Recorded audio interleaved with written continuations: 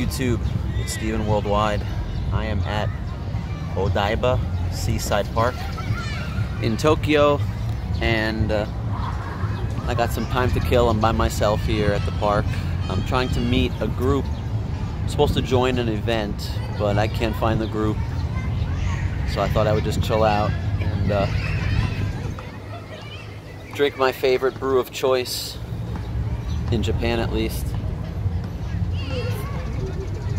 and continue to talk about the food truck that I had in 2012 and all about food trucking and whatnot. There's some things in the video that I forgot to mention, or some corrections that have to be made. And I told myself that I would write down a list of things to correct and discuss, but I'll have to disappoint you. I didn't write that list down, so I'm just gonna go free flow off the top of my head what I can remember and talk about that. Let's see. The first thing is the guy who created the Kebab Burritos food truck. His name is Carlos, and I just got in touch with him and he gave me permission. I'll put a picture of what his new sign looks like. He created Kebab Burritos in USA, and he lives now in he lives in Pennsylvania, and I believe it's Kennett Square, Pennsylvania, is where his shop is. He doesn't have a truck. It's a shop where you can go in and grab the food, and it's the same kind of stuff. He calls it Mexitarian or Mexiterranean food. Mexican food and Mediterranean style food. So it's kebabs, burritos, it's hummus, I guess he's got falafel, and I don't know what else is on his menu. I didn't read the menu, but I'll put a link to a website or some information in the description. And yeah, he's doing well. He's got a family now. I mean, it's been 6 years since I saw him. So he is, it's funny, he went back to the States, and I don't know what he was doing. I think he was working some other jobs, like, I can't say, something with, not construction, but maybe landscaping or something, like a hands-on job, and now he's back to making kebabs and burritos, and I think he's pretty successful, so good for him. As far as the guy who is running the business now in Gwangju, Korea, that used to be Kebab Burritos, I cannot get in touch with him. I know that he's doing well with it. It's called Kebab Plus, and it's a delivery-based thing where you put your order in and it's delivered the next day, and he has chicken kebabs. I don't know if he's doing the burritos anymore. He has the chicken kebabs, he has all flavors of hummus, he has falafel, and he also works at a coffee shop, so he's making coffee too and delivering coffee. So the problem I'm having with him, it's not even a problem, I'll just tell you. I remember that guy coming to the truck when I was working at the truck in 2012, and I remember him asking me about the business, and he told me he was interested in starting some kind of a food business or a food truck. And maybe 4 or 5 months later, I ended up selling the business to a guy named Joe. Joe's a great guy in the community. Joe is married to a Korean with a family. I can't remember where he's from. He might be from the States. He might be from Mexico. But a great guy who not only is a teacher, but he starts a lot of projects. Some of them are businesses, some of them are, he started a magazine. He's a photographer by trade or by hobby. And he kind of hands off a lot of these projects of his to other people, and then they take them over. And he did that. He bought the business from me, and I was wrong. He didn't buy the truck. The truck, he wasn't interested in buying the truck. He bought all the equipment. He wanted the recipes, and he wanted just the whole business plan, and he wanted everything except the actual truck, which was a shame because the truck was a big part of the business. That was the money-making part, and that's what I explained to people. If you don't have the truck, and if you're not out on the weekend nights, you're not making the quote-unquote easy money. The easy money meaning you're all set up to make delicious food, and there's a line of people paying $5 or $6 every 30 or 40 seconds, non-stop for 2 or 3 hours. The delivery thing did not work for me. The delivery thing was crazy. When people made an order, let's say they made an order for 5 kebabs and some hummus. Let's say they made a $50 order. You had to drive out, you had to get the food all ready in your kitchen, put it all together. And the food takes, of course, a lot of different parts have to come together. You got the meat, the sauces, the vegetable, you got to cook it up. The vegetables, you have to have the tortilla, you got to put it all together, and it's one guy, you're one guy, and then you deliver it out to wherever it is, and then by the time you come back, you know, you spent like an hour or an hour and a half getting the order ready and delivering the order and coming back, and it's just not, it was not worth it for me to do deliveries. All the money was going out there, and the new guy is set up for deliveries, and he does well, so he advertises it well. I don't know how he does it, but good on him to keep that going and to provide that delicious food for everybody. But I don't know what happened with that guy. Joe gave the business to that guy. Joe had bought his own van, and he put a Kebab Plus sign on it, and that only lasted a short time, a couple months, 4 months, maybe 5 or 6 months, and it didn't work out. And I didn't understand why he got a van. You need that truck where the whole side of the truck opens up. If you watch the last video, you can see a picture of it. The side of the truck opens up, and you can stand outside and you can reach everything and you can prepare the food. And when you have a van, I don't know how he was serving out of a van, but maybe he just didn't serve out of a van. He pulled a table out and set it up. But so this guy got the business from Joe. Joe passed it over to him, and this guy adapted it and changed it, which is fine. But I saw him maybe 6 months after he started doing the business, and I knew that he was doing it. And I didn't know him that well. I wasn't friends with him. I just saw him one time. He approached the truck and was asking me about making his own business.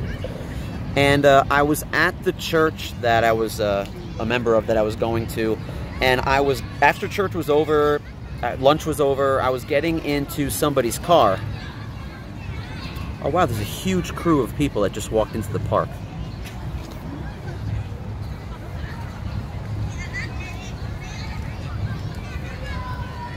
I bet you that's the group I'm supposed to meet up with, because there's a whole bunch of foreigners. Yeah, that's probably them. Looks like it's about 50 people. Alright, so I'm in the right place. Anyway, I saw the guy. I was getting into a car, and the car was about to drive away, and I saw the guy walking by. I opened the window and I said, "Hey, what's up?" And he looked at me and I said, "Hey," and the person started driving away in the car. And I couldn't, it was awkward. I wanted to talk to him, but I was nice enough. I just said hi, and I waved, and I said, "Hey, how's it going?" And as I was driving away, he kind of just stood there and looked at me. With a look on his face, like, it was kind of like, it wasn't a good look. And I don't know what that meant, and I assumed it was like, I said hi, but I'm driving away without even talking to him. It felt a little bit uncomfortable, and right away, I sent him a message on Facebook. I sent him an instant message. I said, "Hey, I saw you today." I said hi, but I was in a car. I was driving away. I didn't get a chance to talk to you.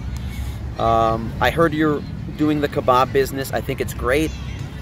Get in touch with me at any time if you have questions, or if you want to ask me anything about the business. Let me know. Love to hear from you.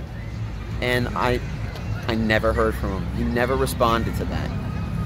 And I forgot about it. And I checked back like a month later. I remembered, and I checked back. He blocked me. The guy blocked me on Facebook. And you couldn't see his posts in groups. You can see people like ask him, "Where can I get a kebab?" And then like his posts aren't there. When somebody blocks you, you don't even see you don't see their posts or anything. It's like they don't exist. And even when you search their name doesn't even come up in a search. And I just thought, man, that's messed up. Like, why would he block me? Like, there's no reason to block me. I was running the business before him. Like, if anything, I'm somewhat of an asset. Like, I can give him some advice or give him ideas. He must have had everything I gave over to Joe when I sold it. He must have the videos on how to do everything, the menus that were written down, my business plan, all of my ideas. He must have had and read all of that. So why would you block me? It was so retarded, and I have no... Wow.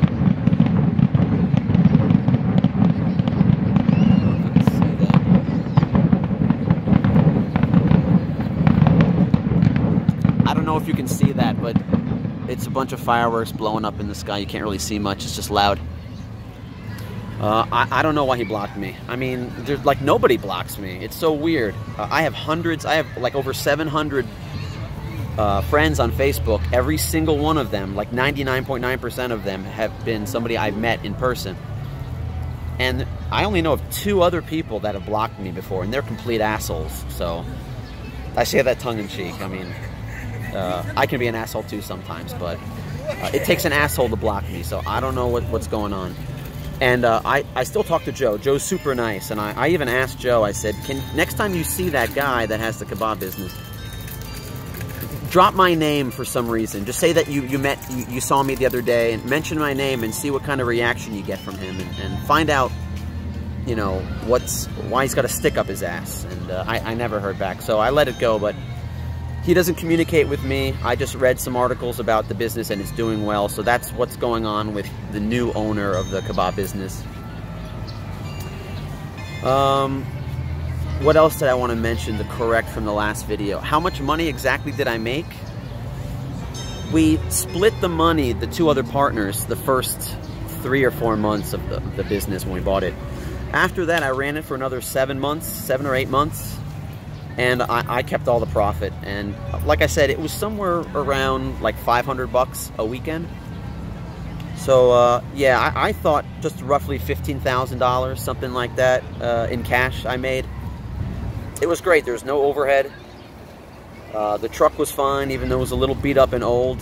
I took it in for repairs once, and I think it was $200 or $300. And every week, it would be about $120 or $150 worth of food, worth of supplies I had to buy. So maybe it was like a $400 profit. It was anywhere between a $350 and a $600 profit, just depending on how busy it was. My busiest night was it was a holiday. It was either New Year's Eve or Halloween. I can't remember, but maybe it was Halloween, because New Year's Eve would have been freezing. I can't remember, but I ran out of food. I must have taken, like so much cash. I think I made $700 or $800 that weekend. It was crazy. I sold out of everything. I had people like coming to the truck at 5 and 6 a.m. like, just sell me some nachos. I'll give you $5 if you just give me a bowl of nachos. No chicken, no rice, no nothing. So, really? What are some other ideas I had? There's so many food truck ideas I had that aren't anything even original. Like I went to Costco, and you know how they have that giant hot dog and a cola for $1.50? A coconut hot dog for... I just thought of having a food truck with hot dogs and getting those jumbo Costco hot dogs and just preparing them differently. Grill them or boil them, get some good bread, and make some, you know, you have the ketchup, you got the mustard, but have some other condiments that they don't use in Korea that often. They don't eat relish, grilled onions, they don't have that. So do that, and do chili. Make some, you know, the American style chili with the taco seasoning and the ground beef and kidney beans. That would be awesome. Put some cheddar cheese on that, sell that by the bowl, or put that in a hot dog, have a chili cheese dog. Sell those for $5 or $6. That was one idea, because they have hot dog food trucks. They had them in Gwangju, and one of them said American hot dog on it. And when you get it, there's nothing American about it. I mean, just think of like a hot dog, a cheap hot dog, and a cheap roll with coleslaw on top, and some mayonnaise on top of that, and some other weird sauces on it that might not belong on a hot dog, like some kind of syrupy honey or something like that, and calling that an American hot dog. That didn't do it for me, so I thought it would be great to actually have an American-style hot dog on there. What were some other ideas I had for food trucks? Different kinds of grilled cheese. Just stuff that Koreans would eat and think tasted delicious that they've never really had before or had it on a food truck. There's not a whole lot of creativity, and Koreans are very familiar with the food that they're familiar with. And when they see something they don't know, like a burrito, they're like, what the heck is that? And they just have to eat it once and say, wow, that's really delicious. I don't know why they don't make more of them. But they really stick with what they know.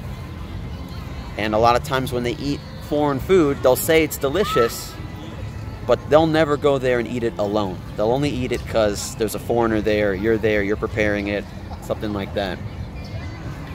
But in Korea, if you want to make money and have a sustainable business, you have to cater to the Korean taste as well.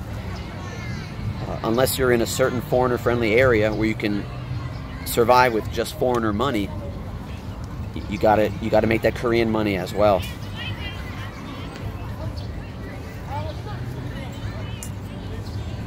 What else about the food truck? All right, the truck itself. Here's something interesting about the truck itself.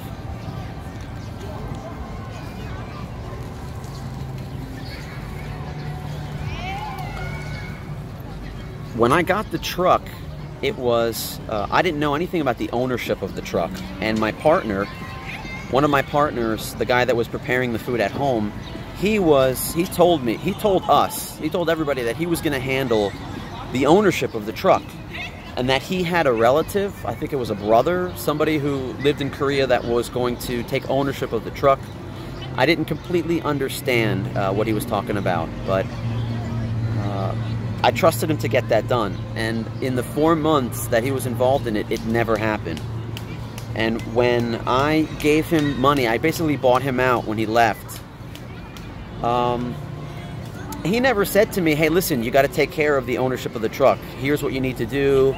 Here's what I know. He didn't do any of that, and I don't blame him for that.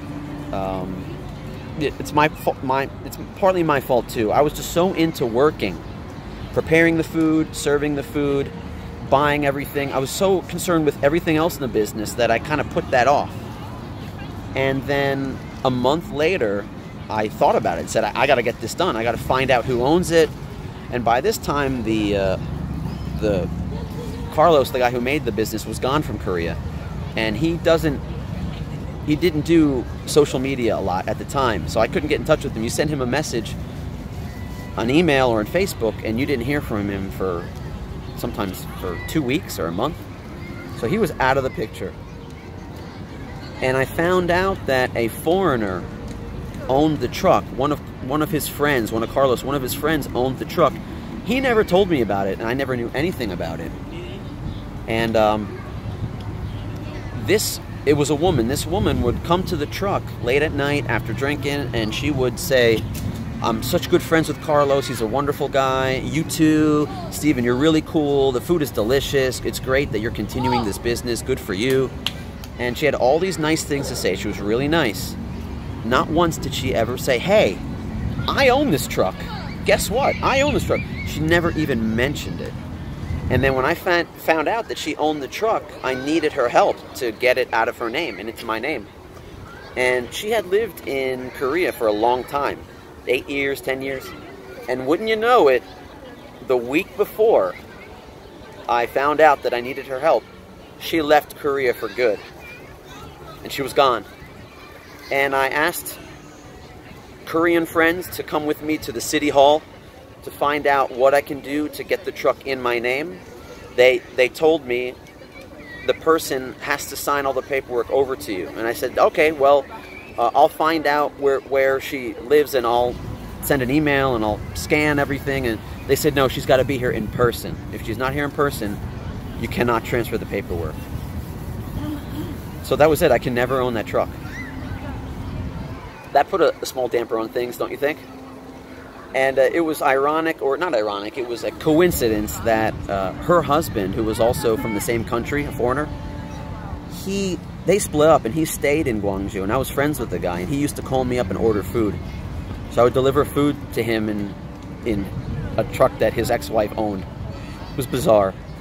So basically, for the year that I was driving that truck around and making money running a food business, that truck was never mine. I never owned it. Kind of like driving around an illegal car, right? Isn't that crazy? I don't recommend anybody do that, and I know that was very foolish to do that. All it took was one fender bender, one accident, to have the police come and find out what's going on, and I would have a lot of problems. What can I say? I drove carefully. I never had a problem. It's usually the taxi drivers that are the... People talk about crazy drivers in Korea. It's really just the taxi drivers that race around town because they're trying to, you know, go as fast as they possibly can, make the most money as possible. So I never had a problem with taxi drivers. There were a few close calls, I have to admit. And you're parking this truck on sidewalks and stuff, and there was a lot of flack from other business owners that didn't want me to be there. People would complain that there was garbage left the next day, so I had to make sure to clean up every drop that was on the ground.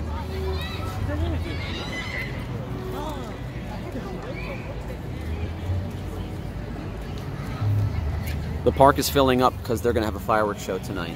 And I'm wearing a t-shirt, and I thought it would be warm enough that I don't need a long sleeve shirt. And there's people wearing sweatshirts and jackets here. It's cold, so foolish me. I'm already getting the chills, so I'm probably gonna leave. I don't even know if I'm gonna hang out for the fireworks. It's gonna get, depending on how cold it is.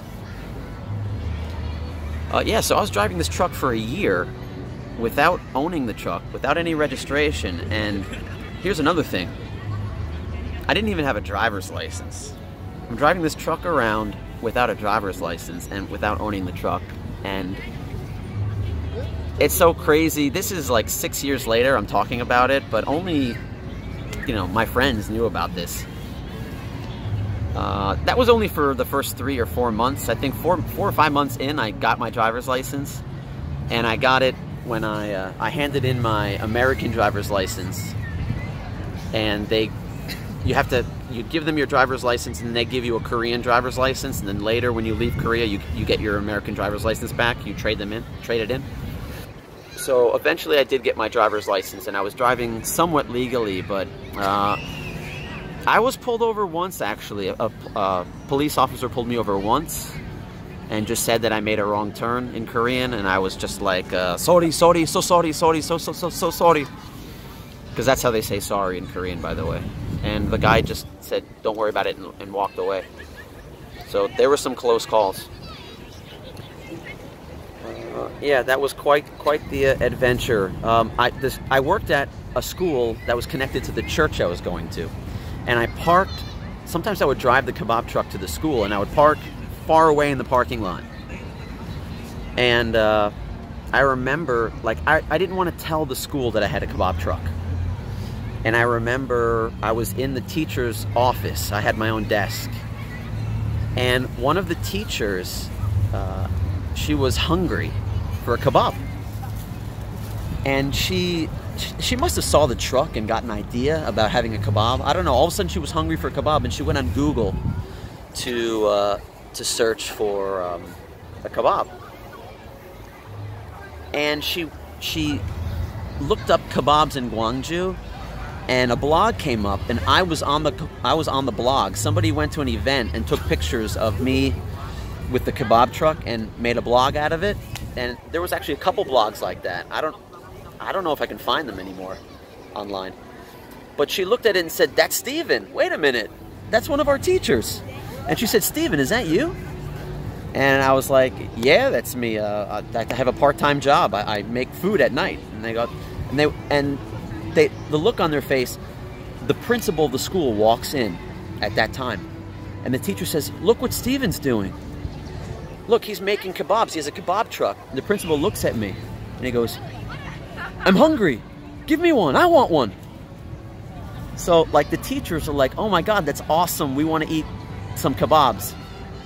So they would have these teacher meetings that I didn't have to go to, and I would prepare ahead of time and bring in like 10 kebabs for them. and they went nuts. They loved it. And they're always like, how do I eat this? How do we eat this? And I said, you'll figure it out. Get yourself some chopsticks and some bowls and go at it. So my school knew about it. They loved it. Everybody that knew about it loved it. And I got bored of the routine. Not bored of it. I got wiped out. You might wonder, why did I sell it if I was making so much money? Number one, the truck problem. I could not own the truck, and I would have to buy a whole new truck, get it registered in my name, build the contraption inside the truck that holds all the bins of food and everything. Just basically start designing the whole business over again. So that was one task I had facing me. I wanted to change my life again. I wanted to move to Seoul. I was in a serious relationship with a girl I was dating at the time. We were together for 2 years at that time, and it was a 2-year long-distance relationship, and that's another story for another video if I ever decide to make a video about that whole relationship. So I just decided to sell the business and move on. It was a great year. It's not completely legal. You've got lucky so far. Anything can happen. You can lose that business. And that was my decision. So, yeah, if there's anything about the food truck thing that I didn't talk about that you're curious about, let me know. I just see so much potential for Koreans and foreigners, but for Koreans that are struggling to find a job, that they work hard, but they don't know what to do to make money. Get yourself a food truck. It's just weird in their culture to make food that is not traditionally Korean food. You see a lot of Koreans in California or in the States, and they're making taco, like fusion, kimchi tacos and stuff like that. That's great. I went to a Korean taco truck in North Carolina, in Asheville, and it was awesome. It was funny, and they're Korean Americans. They were speaking English fluently, and I tried speaking Korean to the guy, and the guy could speak Korean. Like I said, 안녕하세요, 배고파요, I'm hungry, and the guy laughed and said 네, 네, and then he went right back into English, like he wanted nothing to do with speaking Korean with me. So maybe he was too Americanized, but I don't know if I'm ever going to start a food truck. I had a friend, I had a guy who was a little bit older than me. He was in his late 40s, and he had a family. He had 3 daughters and a wife, and this guy is a hard worker. He's a farmer, and he does all these other things. He's got to support 4 people in his household. And he told me he wanted to build a food truck because he had some kind of an in with a guy that was selling meat. And he was asking me, I showed him that I have a whole business plan, I have recipes, I have a money-making system that works.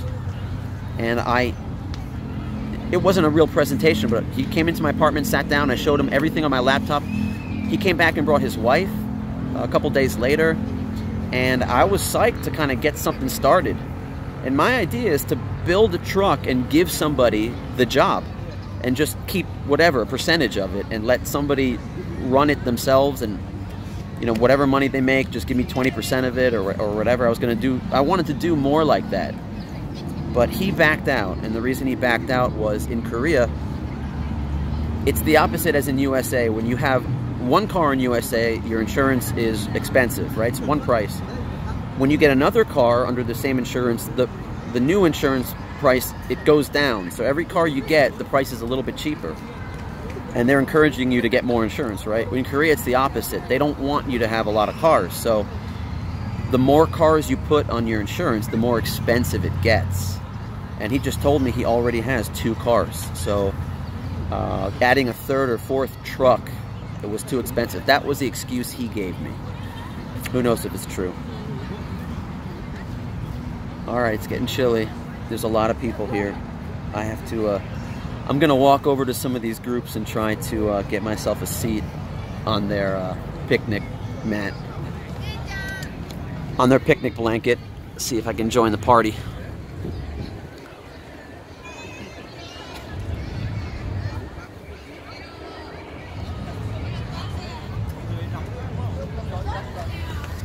All right, we're approaching the 30-minute mark of the video. This might be the longest video I've ever made.